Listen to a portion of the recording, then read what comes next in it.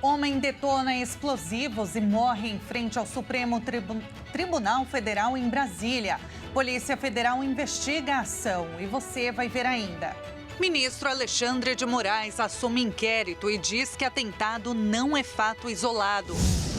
E ainda, projeto que reduz jornada de trabalho alcança número necessário de assinaturas e pode ser protocolado para análise na Câmara dos Deputados. Essas e outras notícias você confere a partir de agora. Olá, bom dia, 11 horas e 30 minutos agora. Seja muito bem-vindo ao Redação Hit, edição manhã. Nós chegamos ao vivo nesta quinta-feira, dia 14 de novembro. E a Polícia Federal está investigando as explosões ocorridas na noite de ontem na Praça dos Três Poderes, em Brasília, que deixou uma pessoa morta. As atividades no Supremo e na Câmara foram suspensas até o meio-dia. Já o Senado decidiu cancelar o expediente. Todos os principais prédios públicos de Brasília e o aeroporto da capital tiveram reforço no policiamento. O homem que causou as explosões era de Santa Catarina, mas tinha alugado uma casa em Ceilândia. Antes de detonar as bombas, ele teria enviado mensagens anunciando o que iria fazer. Vamos ver.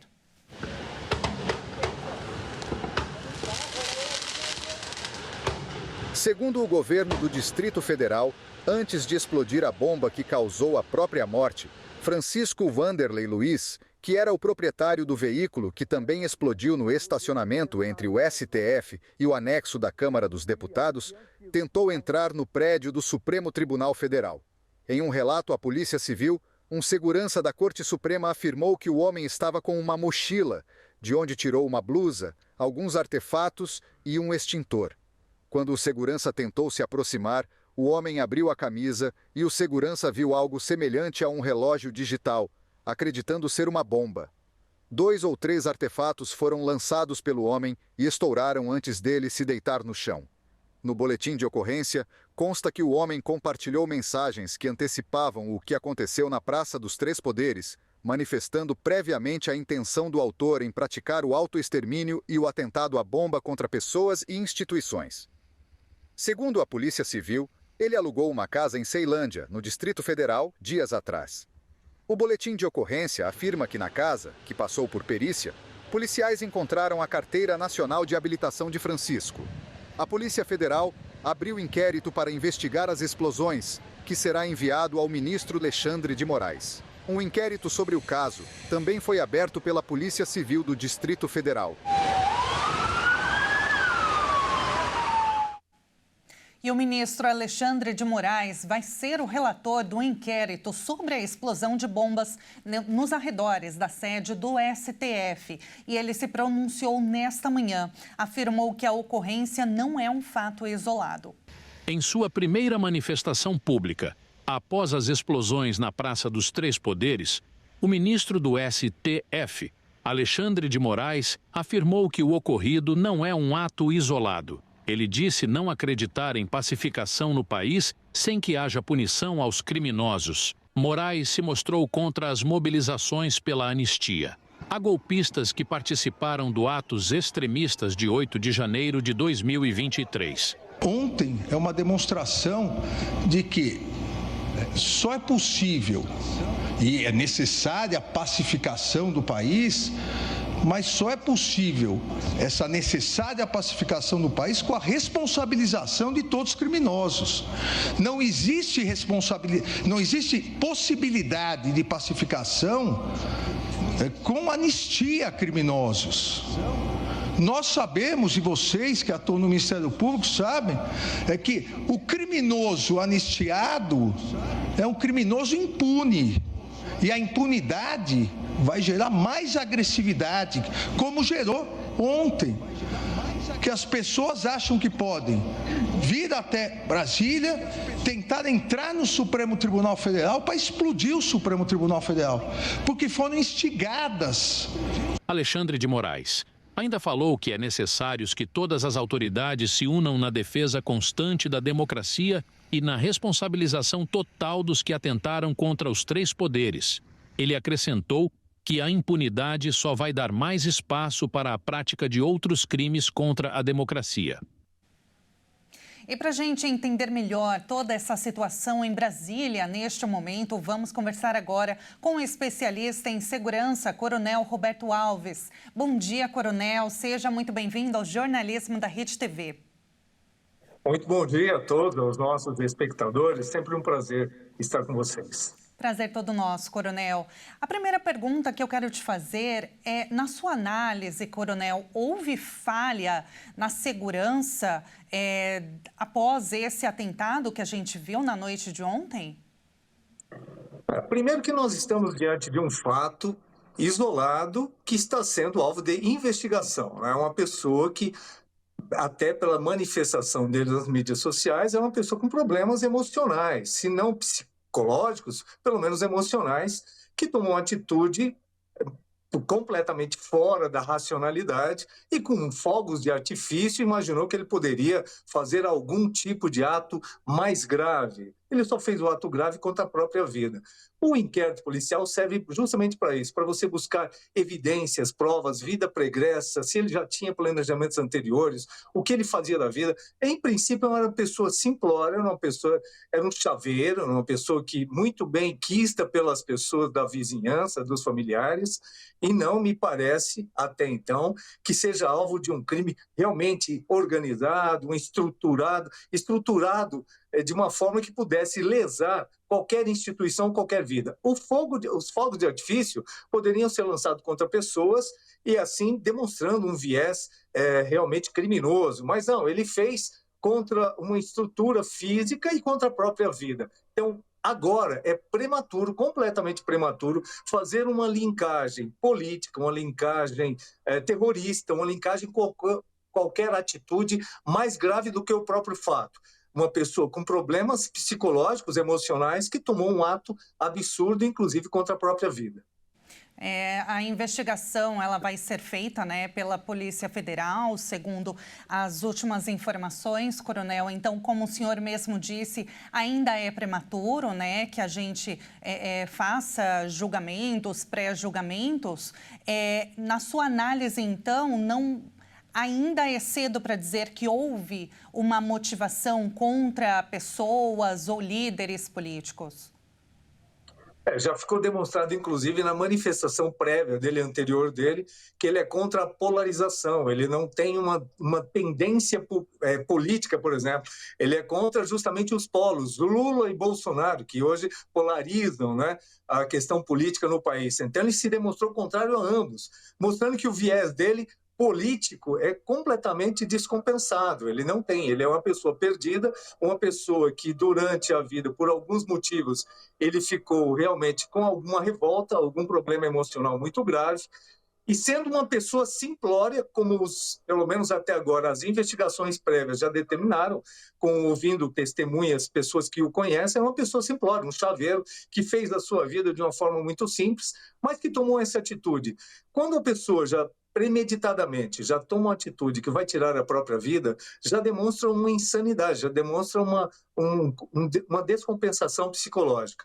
Você fazer uma relação disso e criar juízo de valor é totalmente inconsistente por uma autoridade pública já antecipar juízo de valor sobre um ato isolado que sequer iniciou as investigações. Nós estamos no primeiro dia ainda e o que se tem hoje é muito precário para fazer uma vinculação político-terrorista.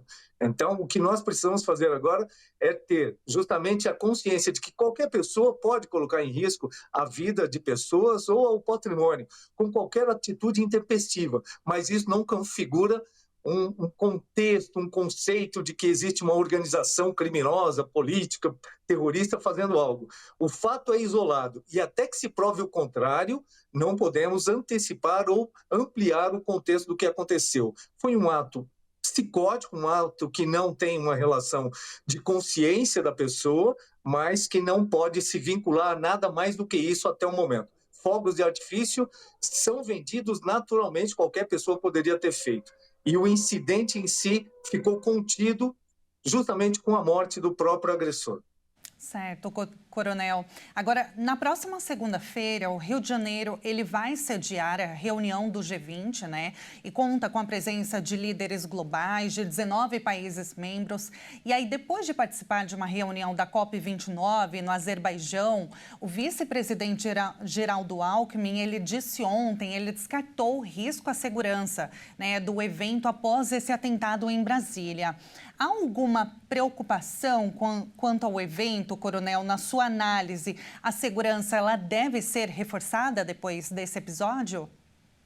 Não, deve ser reforçada, não, ela deve ser mantida. Qualquer evento que você tenha líderes mundiais, um evento dessa natureza, ele já requer das instituições organizadoras altíssima segurança. São pessoas que precisam, pelo próprio contexto que representa, uma segurança especial. Mas essa segurança ela não tem que ser alterada em virtude de um ato que aconteceu em outro estado, numa condição isolada. Ela deve ser exercida pelo próprio tamanho, pela própria grandeza do evento que vai acontecer. E já está acontecendo. Quando eventos dessa natureza acontecem, polícias militares, polícias civis, polícia federal, todos os órgãos de segurança são envolvidos para que não haja nenhum incidente ou nenhum comprometimento à segurança de qualquer pessoa. Então, não vai haver um fato novo em virtude do que aconteceu, porque todas essas providências já devem ser adotadas em virtude do tipo, da classificação do evento de altíssima segurança, ou de altíssima preocupação com a segurança. Coronel, muito obrigada pela entrevista, pela sua análise. Foi um prazer te ouvir e até uma próxima. Estamos sempre à disposição e vamos acompanhar sempre com muito cuidado e cautela qualquer evento para que a gente não crie uma tempestade num copo d'água. Perfeito, muito obrigada, Coronel. Até uma próxima. Um abraço. Até a próxima, um abraço. E veja a seguir, projeto que reduz jornada de trabalho alcança número necessário de assinaturas e pode ser protocolado para análise na Câmara dos Deputados. E agora na sua tela, imagens ao vivo de Angra dos Reis, Rio de Janeiro.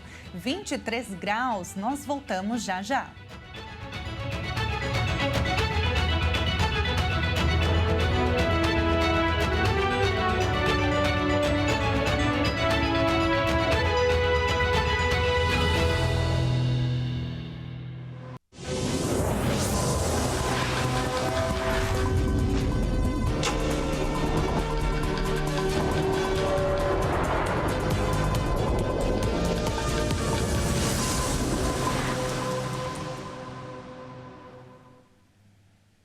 Nós estamos de volta pelo horário de Brasília, agora são 11 horas e 45 minutos.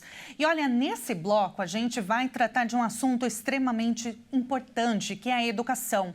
Se há uma questão que todo mundo concorda no Brasil é que o país precisa investir e muito na área.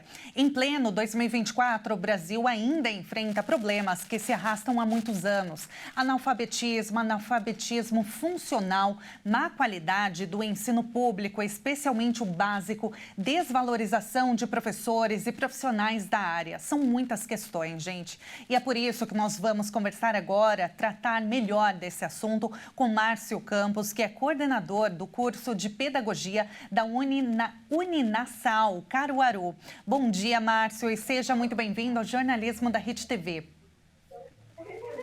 Bom dia, Tabata. É um prazer estar com vocês. Prazer é todo nosso. Márcio, segundo um levantamento do Anuário Brasileiro da Educação Básica, 1 em cada 3 professores não tem formação adequada para a disciplina que leciona e 20% dos educadores infantis não têm mesmo graduação, nem mesmo graduação. Por que isso acontece na sua análise e quais são os impactos disso para a formação dos alunos? Veja, hoje, com a dimensão do nosso país, né, questões econômicas e sociais também, e o fato, né, das escolas estarem presentes aí em muitos municípios, né, mesmo os mais distantes, nós não conseguimos atingir o número de profissionais, né, necessários para essas escolas. E aí muitos professores também, né, por uma questão econômica, aceitam ministrar aulas em áreas que não dominam, né, justamente por uma questão de ter um contrato, de ter um trabalho, e a falta de profissional qualificado para determinadas matérias faz com que também, para que não falte o professor, né, se convide pessoas, né, ou pelo notório saber, ou por questões realmente de empenho, de quem tenta, em algum momento, ensinar alguma disciplina aí que não é do seu ofício. Né? Também existe a questão dos profissionais que não são qualificados, né, não recebem ou a questão de uma formação continuada ou realmente não são formados na área e vêm por meio por falta de algum profissional formado, ocupar esse local que deveria ser de um profissional aí habilitado. Márcio, nos últimos anos, a gente vem acompanhando, né, uma evasão de professores, professores que têm abandonado a profissão por conta da desvalorização mesmo, né? Falta de salários adequados para uma profissão que é tão importante. Na sua análise, como que a gente deve solucionar essa questão, valorizar melhor os professores e os profissionais da área de educação? Pronto, eu vejo hoje, 3 pilares para a gente iniciar essa correção. Um dos primeiros pilares é realmente trabalhar em cima da imagem, do professor, trabalhar no formato em valorização, mostrar para as pessoas que esse profissional é valorizado enquanto a imagem, valorizar em relação às condições de trabalho, né? Muitas escolas hoje não funciona de forma adequada, né? Desde o prédio, que é um prédio adaptado, um quadro, todo o recurso tecnológico que falta, né? Então, você tem a questão dos materiais, além do salário dos professores, que hoje em dia muitas prefeituras, né, não pagam o piso. Existe um piso salarial que foi estabelecido, mas que não é cumprido. Então, falta uma parte do governo também, né, de policiar esses contratos, como são feitos os contratos, por que se paga abaixo do piso, esse profissional que está recebendo abaixo do piso, como fazer com que esse profissional se qualifique mais e aí exigir também das instituições que contratam que pague acima do piso e você ter realmente fazer tanto, não só a imagem, mas mostrar a valorização, cobrar a questão do salário que seja estabelecido, que seja cumprido, né, a base que existe hoje na legislação. Essa falta de valorização, ela tem alguma relação também com a evasão de alunos? Porque quase 400 mil crianças e jovens de 6 a 14 anos, eles não frequentaram escolas no ano passado. Esse foi um dado divulgado pelo IBGE. Na sua análise, tem alguma relação a desvalorização dos professores com a evasão dos alunos também, Márcio? Sim, o que existe hoje, o ambiente, né, escolar, por toda a sua falta de infraestrutura, a infraestrutura, no meu ponto de vista, ela vai fazer aí com que os professores tenham a evasão, vai fazer com que os alunos também tenham a evasão, por mais que o governo venha com alguns programas sociais, e esses programas sociais tenham como contrapartida, né, dos maiores de idade, das pessoas responsáveis pelas crianças, que essas crianças estejam na escola.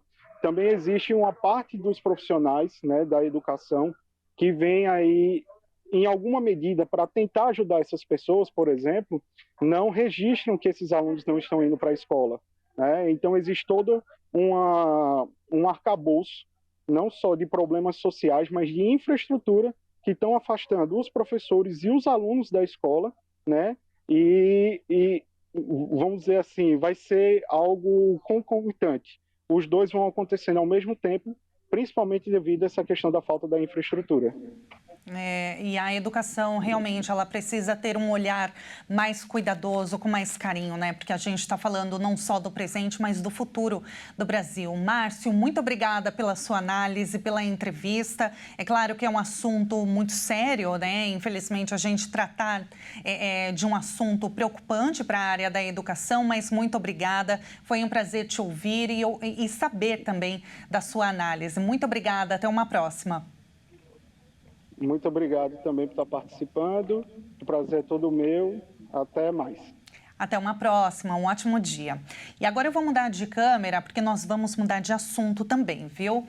A proposta de emenda à Constituição sobre a redução de jornada de trabalho alcançou o número necessário de assinaturas e pode ser protocolada para análise na Câmara dos Deputados. O tema ganhou destaque nas redes sociais nos últimos dias e a proposta quer reduzir a jornada máxima de trabalho de 44 para 36 horas semanais. Assim, busca a possibilidade de mudar as escalas de 6 dias de trabalho e 1 de descanso para 3 dias de folga. Mas o caminho para aprovar uma PEC na Câmara é longo e nós vamos acompanhar tudo bem de pertinho. Fique ligado. Central. E agora, antes de encerrar esta edição, nós vamos ver uma câmera ao vivo de Matsumoto para a gente encerrar de forma bem bacana a edição desta quinta-feira, pré-feriado, hein? Por lá agora, olha só que imagem bonita, né? Parece até que está coberto de neve. São 11 horas e 53 minutos da noite. Essa vista do castelo de Matsumoto, ele foi construído no final do século XVI e é um dos 12 castelos do Japão que apresentam um estilo arquitetônico Tenchu, com suas paredes externas de pedras e interiores de madeira ainda intactos. É realmente muito bonito. Quem tiver a oportunidade não pode perder de conferir de pertinho. E esta edição fica por aqui. Muito obrigada pela sua companhia. Um excelente finalzinho de semana para você e um ótimo feriado. A gente se encontra ao longo da programação. Até mais.